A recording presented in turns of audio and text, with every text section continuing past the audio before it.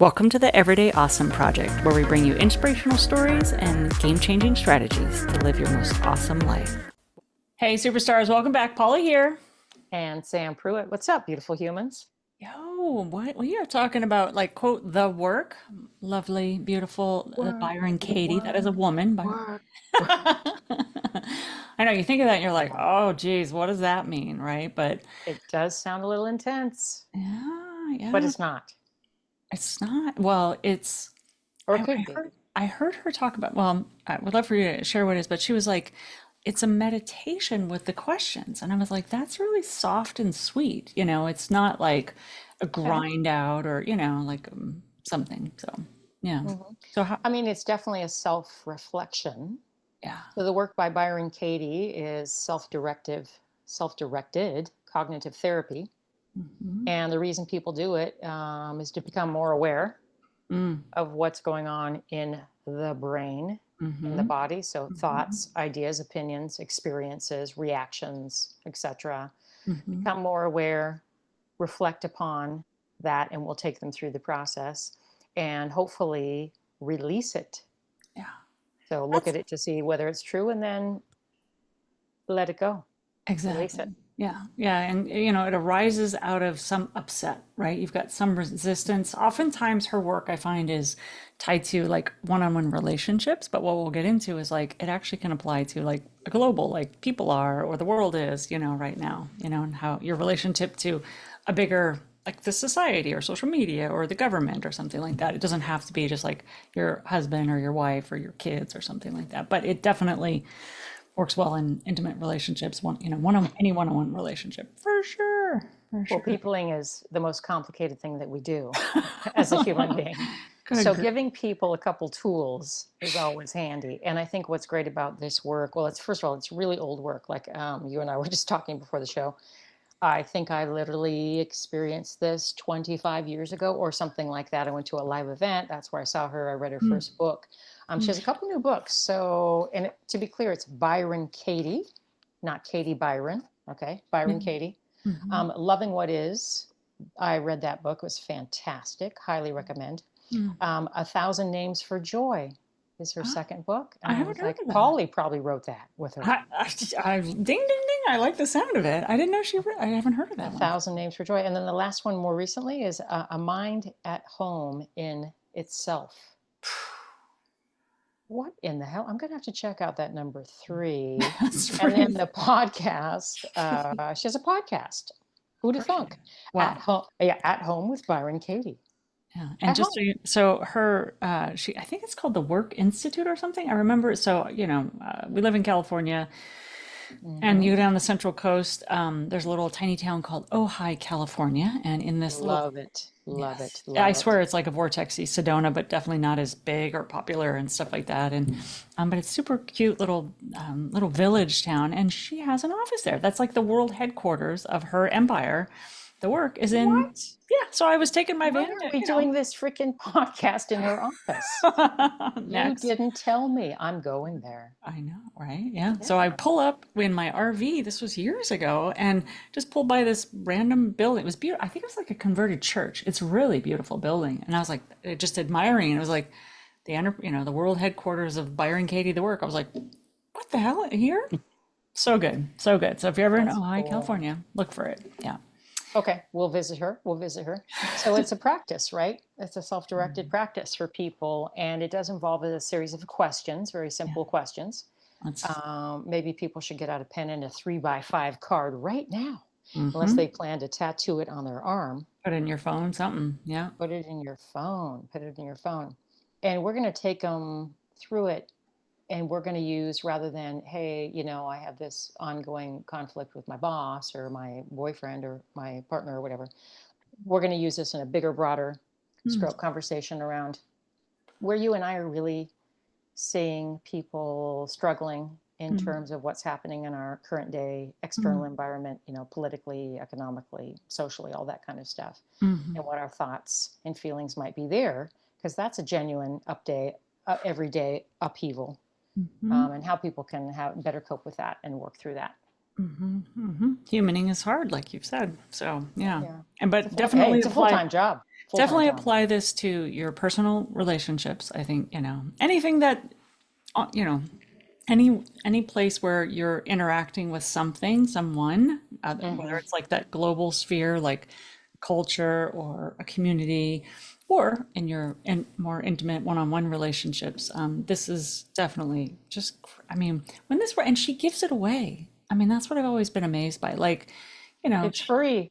yeah, she gives it. She's like, transform the world with this. She's not, some top secret thing that you only have to go to her $5,000, $10,000 retreats to get or something like that. It's like, it's her gift, like, and she's such a genuine person. And she does retreats and things like that. But Hmm. you can get this downloaded on the internet all day long. But we wanted to bring it to you and just share about it. And Thework.com mm, is her website also.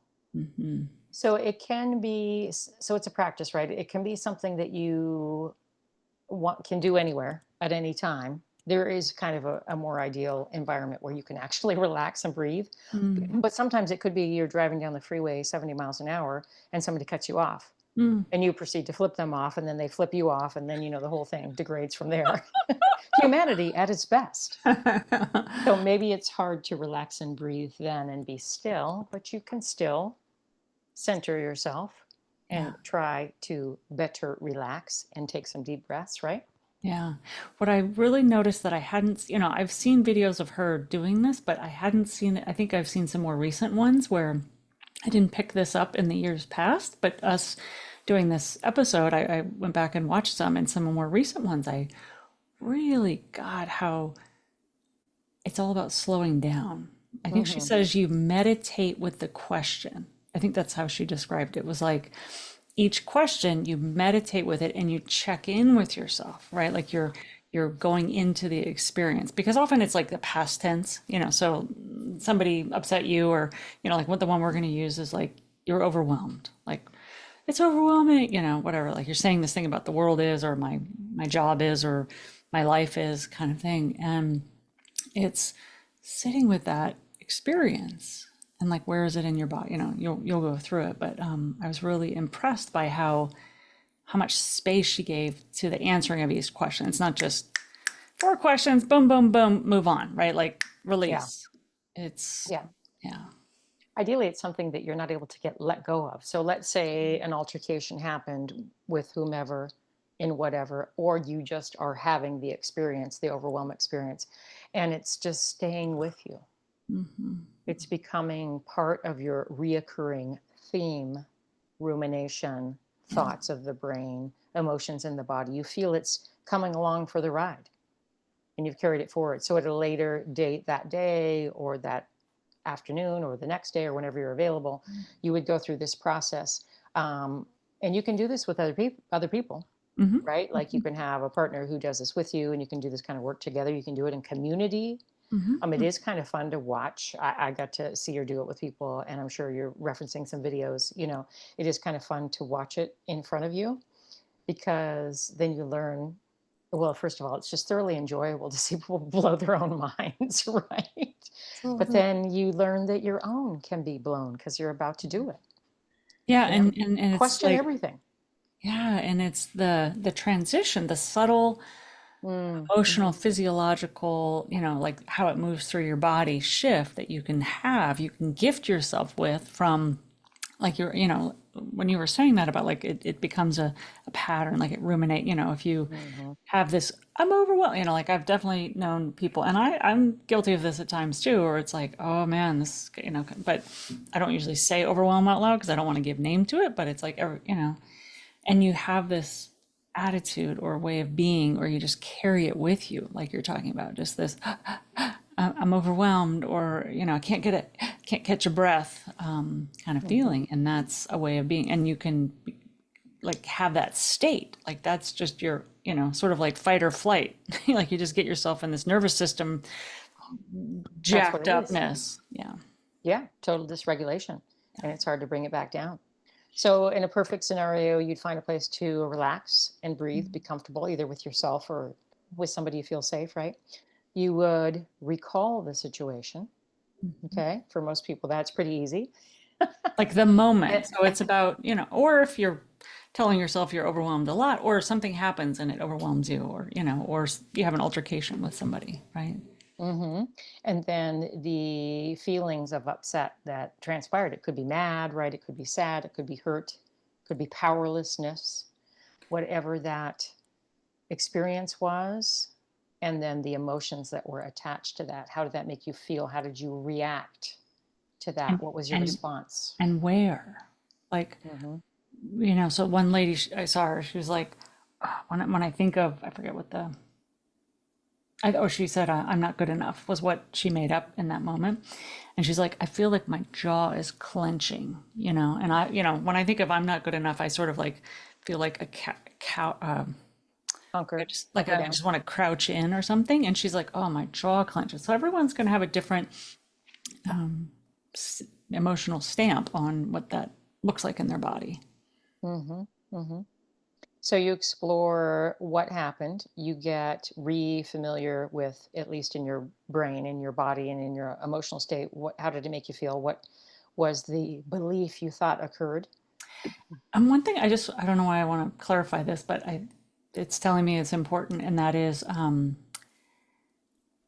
our mind is a deletion and distortion machine. So deleting and distorting and then meaning making, right? Like boom, boom, boom. Oh, Like the yeah. trifecta of like suffering, So noting what was like what was actually said, what did the person actually do? Not what did you, make up? Interpret. Yeah, exactly. Mhm. Well, you can't help the interpretation, but like as close as you can get to what they actually said or what actually happened, so that it takes a little bit of the charge out of it. It's like this moved from here to there. They left the room. Mhm. Not like they stormed out of the room and they, it's like person left the room. That can help. Just that's the what's so. Well, if you can imagine, you are doing this in a therapeutic setting or with another person, and you can obviously write this stuff down. That's incredibly Journal helpful it. too. But you Totally. would be expressing all of this. Well, here were the circumstances that arose. Here's how it went. Here's the Yeah. setting. Here's the XYZ. And then here's what was said. And then here's how I responded because whatever your conclusion is that was so upsetting, Yeah. right? You want to pull it all back out. For some people, this can be really incredibly uncomfortable, by the way. Mm. And I think in general, a lot of people don't want to do this because it's a bit confrontational. But how else are you going to release this shit if you don't actually look at it? You just bury it down there, right? Okay, so this is all what you do before you even do the work. So this is the prep. And you see, people are already logging off and turning this shit off. They're like, oh, hells no, am I doing Mm. this? Well, Well, we're going to show you why it's so incredibly powerful and liberating. yeah, I was just gonna say you got to tell them there's a carrot at the end of all this Oh, stick. yeah. It's It's called not just freedom. It's called emotional freedom. I mean, who the hell doesn't want that? exactly, exactly. Okay, so then you're going to ask yourself a series of questions. Are you ready? Let's get it. One, two, three, four. So let's hit it and then we'll come back just so that they can have them all succinct. Okay, so the first is it true? Write that down. Is it Okay. true? Yeah. Question number one, is it true that those things happened and this is what the experience was? Number two, can you absolutely know that this is true?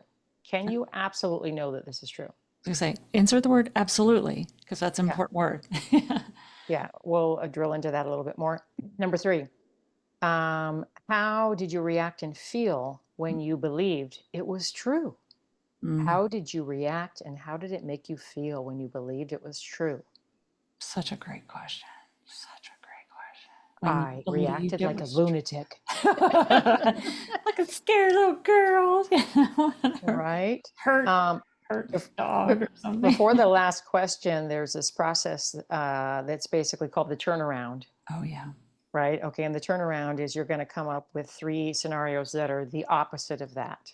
Yeah. So, yeah, this thing happened. Yes, it's true. I know it to be true. I believe it to be true. And it made me feel like shit, basically.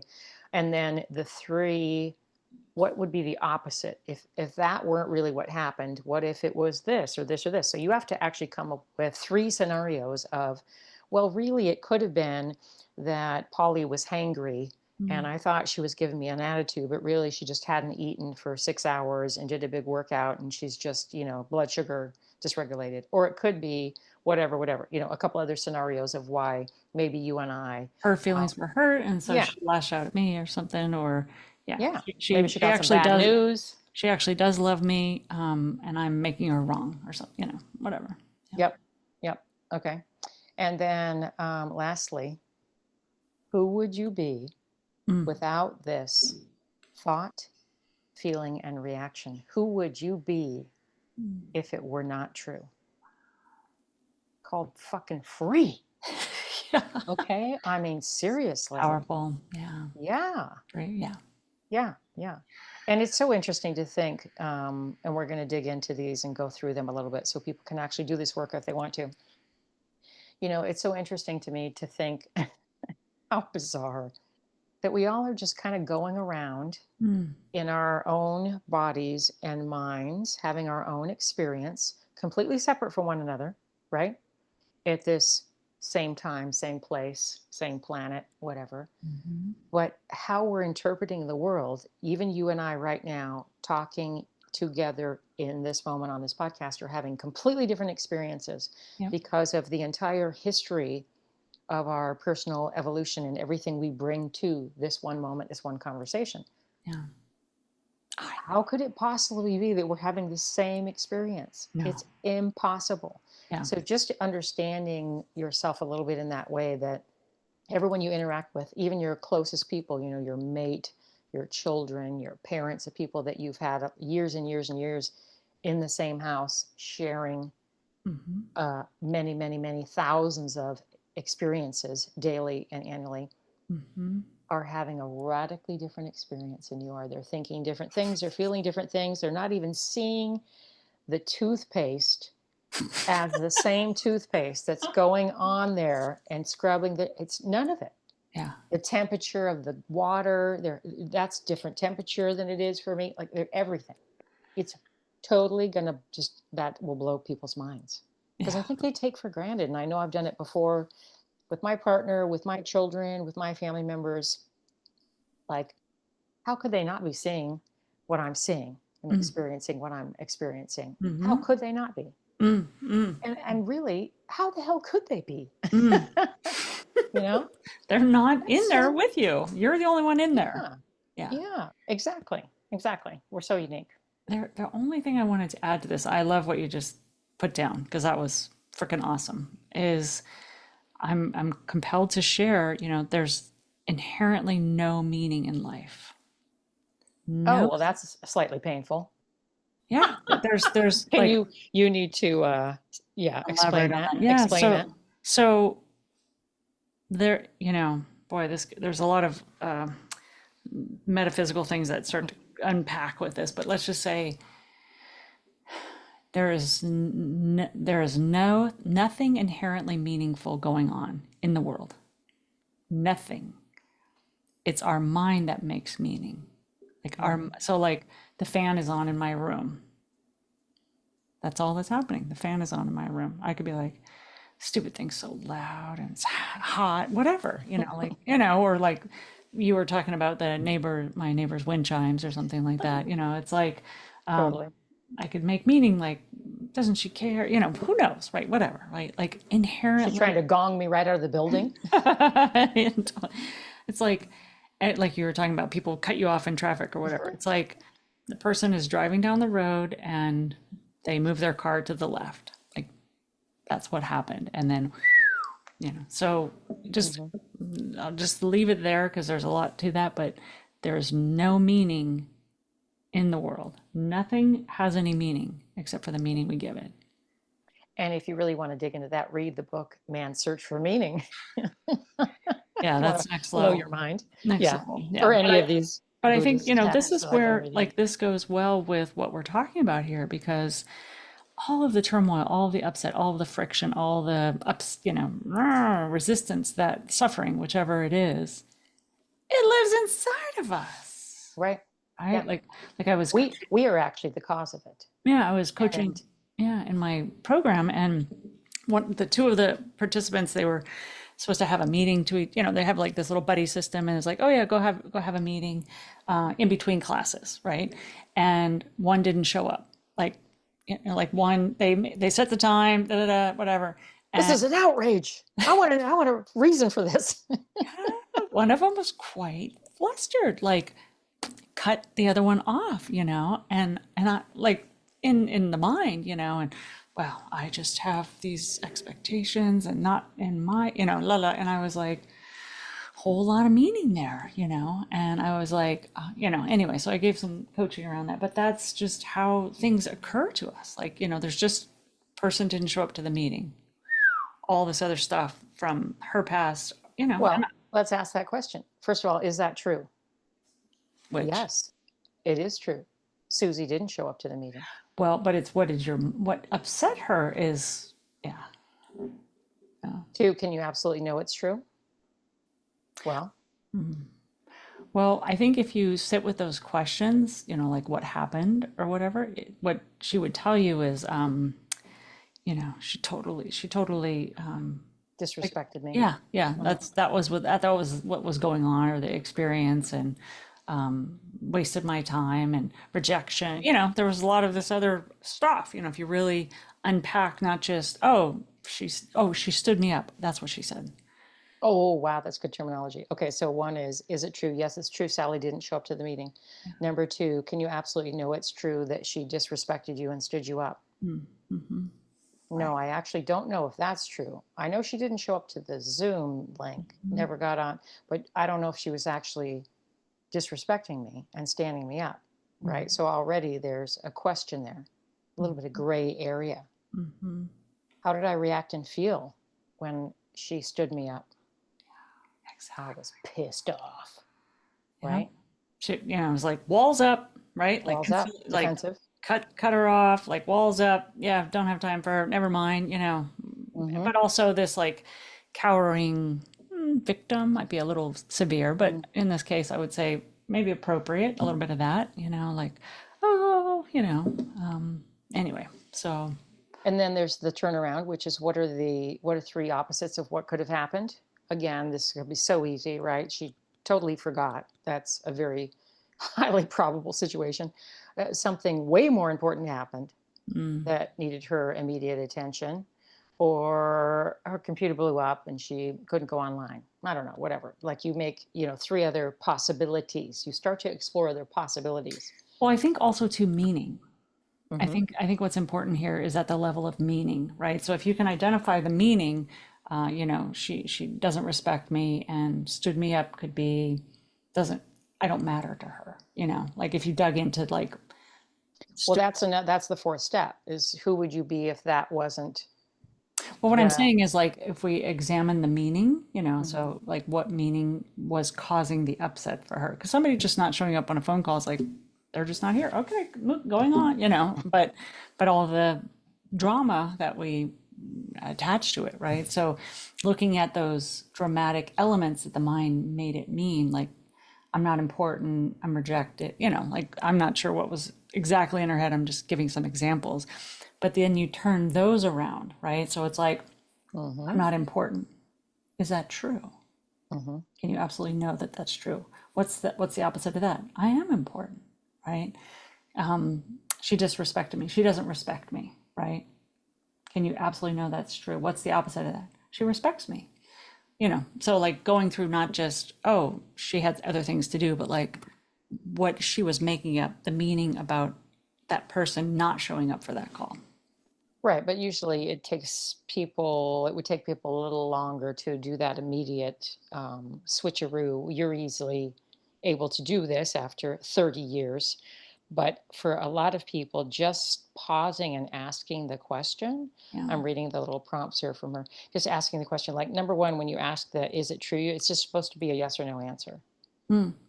Within you. Okay. Yeah. It's like, is it for you? Yep. And most people would say, yeah, it was true. I was there. I saw it. I saw that. That thing happened, right? Totally. Number two, can you absolutely know whether it's true? If the answer to question number one is yes, can I absolutely know that it's true? Take the opportunity to look again. Mm. Shine a flashlight on that moment again and see what it reveals to you. And that's the process that you were just unpacking Yeah. is, or I was suggesting maybe three other possibilities. Hmm. The third question is, how do you react? What happens when you believe that thought? So close your eyes and witness the feelings, the body sensations, the behaviors that arrive when you believe that thought. Notice and report the answers to the following questions. What images did you see? Mm. This is where you were taking people. What images did you see, past or future? What emotions or physical sensations were arising when you witnessed those images? How did you treat the other person? And how did you treat yourself? So Mm. now you're starting to unravel the emotional upheaval that occurred, right? Oh, this is an interesting one. Do any obsessions or addictions begin to appear when you believe that thought? What? That's an interesting question. Do any obsessions or addictions? So we would be saying obsessions or addictions to beliefs, to stories, to old patterns, which is what you were also talking about as well. Well, does this make you want to go eat, drink, That buy that too. something, jump on social media? Does this make you want to avoid, the feeling? Yeah. Hmm. Anything, any coping mechanism. Yeah. But it could be Hmm. addictive coping mechanisms. Yeah. Hmm. But that unpacking that you were referencing is maybe we should take them through that one more time. So let's say we'll just keep using this scenario. Yeah. It's working. Apparently, we have a willing participant. Don't let Not them even know that we here. talk. Yeah. Yeah, we won't name anybody. No, no, no. But the Yeah. one that was the person didn't show up for the appointment, the meeting, the scheduled conversation, whatever. And so this other individual is hurt by that and said, hey, they stood me up. That was the terminology that was used. So Mhm. there was rejection, And hurt.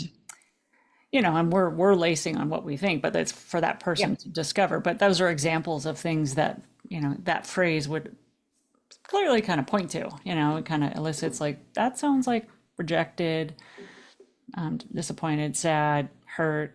You know, something like Hmm. that. Yeah.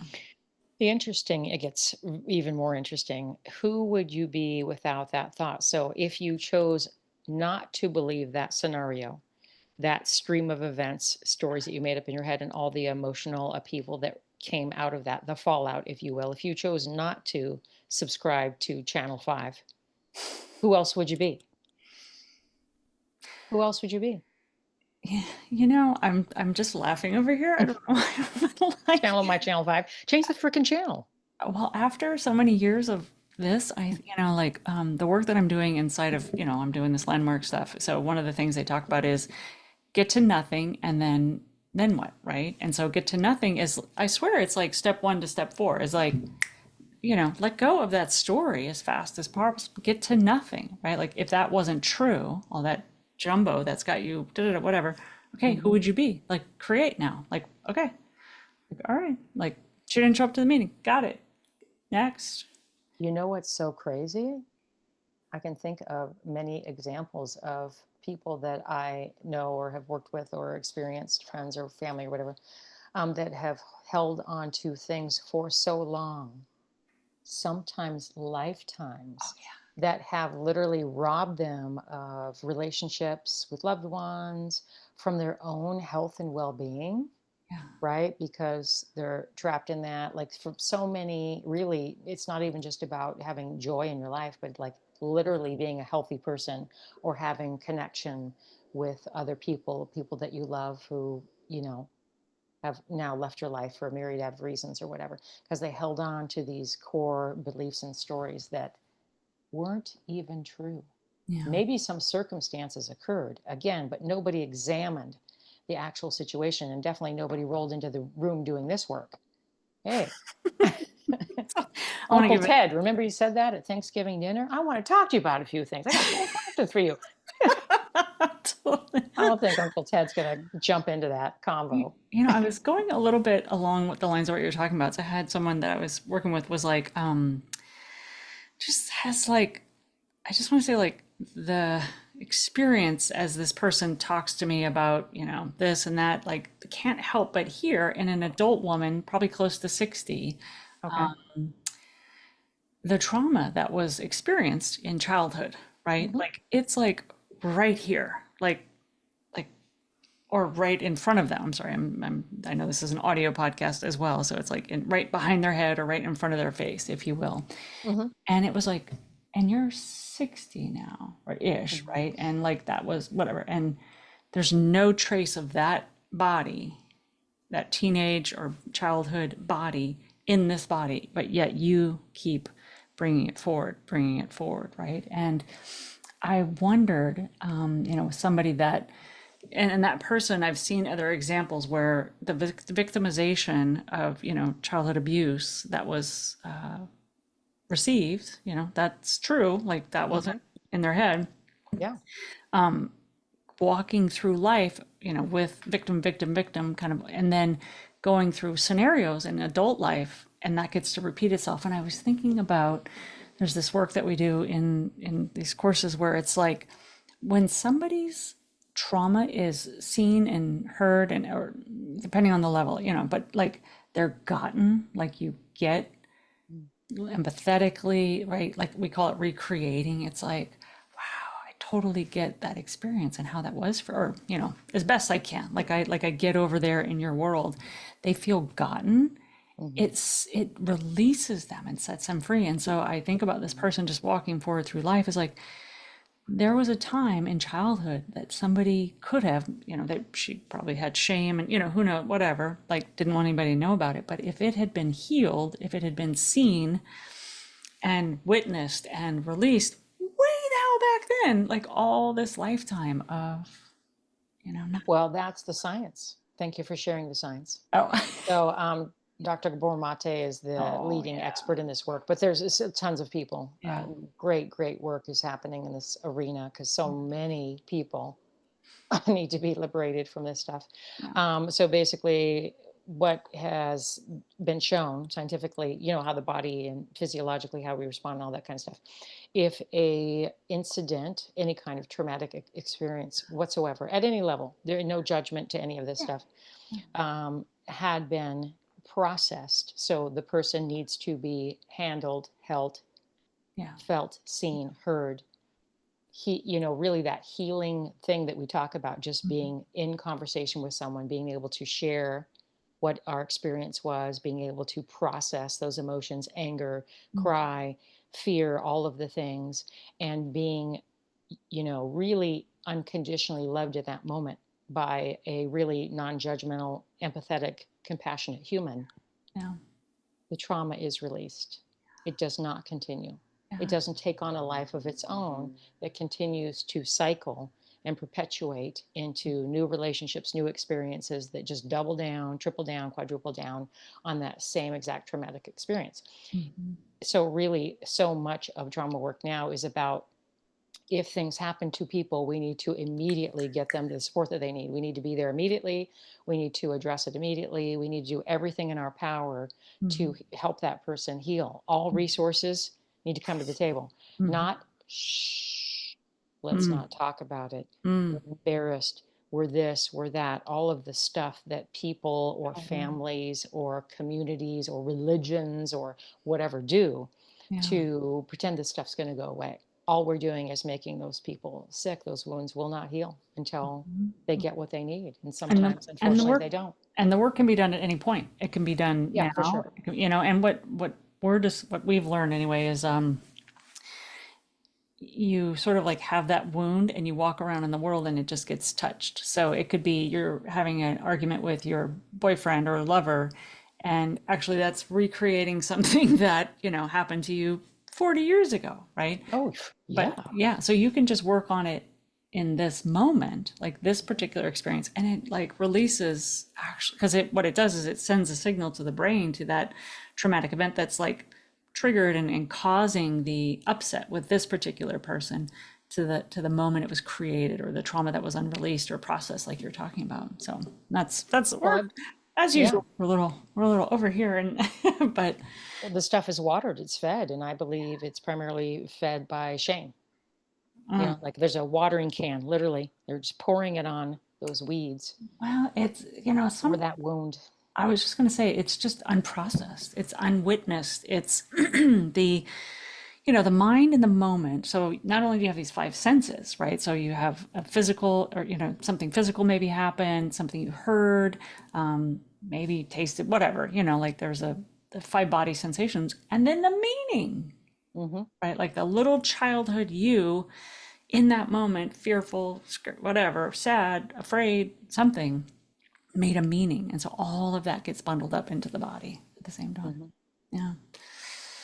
Whew. It's big work, but this particular work, Katie, Byron Katie's work, is an example of a very like simplistic, simple way. Yes, we're not saying it's going to heal significant trauma, but if you go on about your daily life and you notice that things don't feel good, okay, because people, interactions, experiences, whatever, don't feel good, then that needs to be examined. It needs to be looked at. Conversations need to be had, whether they're with yourself doing this work in writing or with other people, or like we said, in group settings where you can move through it and process it. And these questions are just great because they get right to the heart of it. It just points to what's the meaning you're making up and what's the belief behind it, right? And it's those unwitnessed, unknowing, But wait a minute, now you're screwing with my identity. I'm attached to this. totally. Hey, lady. Totally, we gotta roll up our sleeves and get in there and like get that identity, unbounded. Who am I if I'm not? That's what I like, that fourth question, Yeah. right? Who would you be without this? Yeah. Dang. Instead, this particular scenario, the couple scenarios we were just talking about, like Hmm. one of the things, the before you let it go is big old V, victim, Hmm. no power. Right. You're powerless against this person or this thing that happened to you. And if you take that as something that you want to live with, like you're walking around powerless, like, no, like let this Hmm. go, right? And what this points to for me too in this work is, what are the things that you can control and what are the things, like not discerning sometimes the things that are in your control and the things that aren't, right? Like she didn't show up to the meeting, like can't control that. Like Hmm. you can ask if it's an employee, it's like, okay, you can let them go, whatever, but like, Sure. noticing the things that you can and can't control. And most of it sits inside of you, what you can control. Like, the world is going to happen. Things are going to blow up. Things aren't going to always go as planned, big ways and little ways. And if I can be okay with all of it, right? Like I think part of her work is like being okay with what I think she says in one of her quotes is like you fail or you're wrong 100% of the time if you disagree with what's so. You're wrong 100% of the time. It's like that Okay, shouldn't well, you happen. only control one thing, You're mean, the like most important thing. Exactly. How it's you interpret, inside. apply meaning, and react to the thing, whatever the hell the thing is. And you're the boss of that. Yeah. Yeah. Yeah. So continue to be the boss of that, but choose differently. Yeah. And so like just what you and I got to when we were saying like, you and I don't any longer like pull out the four questions like some of them. And so it's like you just zip from, oh, I'm heated, I'm triggered by that. Like I feel the upset or the whatever. And it's like, get to step four. Okay, like what am I really upset about? What am I making up here? And get off it, get on with it, man. Can't control Because that. we immediately take back our power, Yeah. right? Okay, well, this was upsetting, and I know I have control over this upsetting me or not upsetting me. So I'm going to immediately examine that and then work through it and move the hell on. Hey, it doesn't mean that you're going to keep showing up into the space with that person if Totally. they are no, longer needing to be part of your daily life experience or whatever. Also, that is a way to be empowered. Bye, Susie. See ya. That's cool if that's the choice. Boundaries or Hmm. representing yourself in other places or just like Yeah. agreeing not to hang out with that energy, whatever's going on, right? But Go to no, places where you constantly feel the opposite. Hey, well, there's an idea. and I would say you're going to take you anywhere you go. So like I was talking with a friend and we were talking about relationship worth, like in an intimate relationship, like a man, woman, woman, woman, man, man, whatever. It's like you can, it's a different level of complexity when it's an intimate relationship versus friends or colleagues or something like that. When it gets into that intimate space, right? That you can only, I think, do that work in those intimate relationships. So it's like stay in that relationship and do the work there because you'll take that shit with you if you if you don't. Like you think, oh, it's all him or it's all her or whatever. It's like maybe it's all you. And if you don't work it out and get clean it up here, guess what? Different person, same things are gonna show up, right? So Yeah, well, don't get me started on another thing. I'm reading a different Dr. Gabor Mate book yeah. right now. It's When the Body Says No. And it's all about the correlation between disease and different diseases in particular, and certain types of personalities and how people operate in the world, and mostly in intimate relationships and close relationships. Mhm. Um, how they were raised and that kind of Mhm. stuff, or who Mhm. they're sharing their life with, and how that's definitely impacts disease state, health or disease state.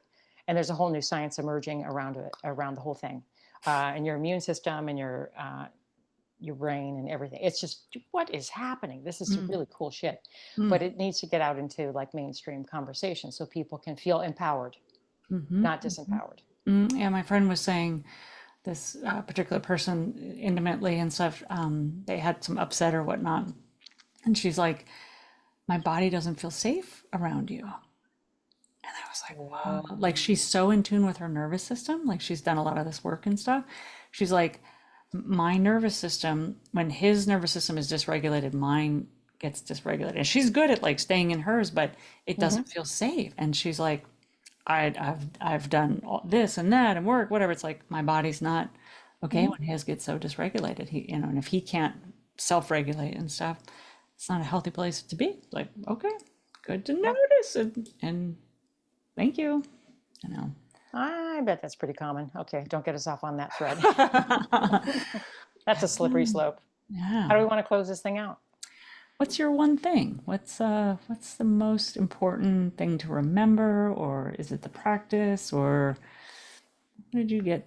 What would you? Is the practice. I would love, love, love for everybody to at least try it once, Mm, mm, because even if you think this is completely woo woo weird shit and you are just not into it, I would beg to differ that at least posing the questions, the slew of questions, even if you don't, journalate or do it in any deep dive, just superficially, mm. you might be surprised to see what comes up. Yeah, I mean, this work has not withstood the test of time. I mean, it's so pointed to from you name it. I mean, I can't imagine how many websites point to her like, this process A, because like I said, it's free and stuff. And so some of what we talked about were the questions, but I think watching her on video, so Mm. like I just found it was super helpful to see it in action, not just the question. So I know we've tried to do our best to recreate that for people, but if you're going to take this on, I think watching her do it with someone and how she like gets into it and the space that she gives each question, like it's like a presence of, it's not a 2-minute journaling exercise. It's probably, You know what? She does it on the podcast too. I'm glad oh, you yeah. brought that back up. That's called At Home with Byron Katie. Mm, It's a video and audio, and she does have a guest, mm. and she does the work with the guest There and you go. unpacks something in the session, basically. So they're live sessions. Yeah, yeah. That's cool. Super helpful. Like just to see, because the witnessing and modeling of this work, you go, oh, okay. Especially if you're going to do it by yourself. It's one thing if like you do it with a friend or something. There's something about being facilitated. I think that's helpful to this. But if you're doing, hey, God bless you if you're doing your own work. Like, don't pass it up and wait, until somebody shows up. Do it still, Hmm. and Hmm. try it. And Yeah. even if you are doing your own work, I mean, I just want to encourage people at this point to have conversation and dialogue. Mm, Even if you're making remarkable progress with your own, internal work, it's so lovely to yeah. be in conversation with other people around it and Share be it. able to share and Yeah. express it Yeah. and elevate the conversation Hmm. with another individual that you trust and respect. You'll get way more out of it. Yeah. And the sharing of it becomes more clear for you, and you discover things just like, oh, yeah, that's true, right? Like hearing yourself say it, and then your subconscious is listening as well as your speaking it out loud. So it's going in whole nother places in the brain as well. So And you're being of service to the world because everybody needs this kind of support right now. yeah. Everybody. Yeah. And as we say in women's circles that we have is if one woman's doing the work, we're all doing the work. Right? If Exactly. one woman's working, we're all working. So you pick up this sheet, do it on anything that's troubling you because you're doing it for Samantha, you're doing it for me, you're doing it for your family, you're doing it for humanity. So Exactly. um, Exactly. I love it. I love it. All All right. right, lady. So what do you want to tell our beautiful humans before we go? What do we do? How their life feels is more important than how it looks. Never said it better. Let me just like sip that out. Yep. Love it. And every day is your opportunity to find your awesome. Thank you, beautiful humans. Yep. See you next week.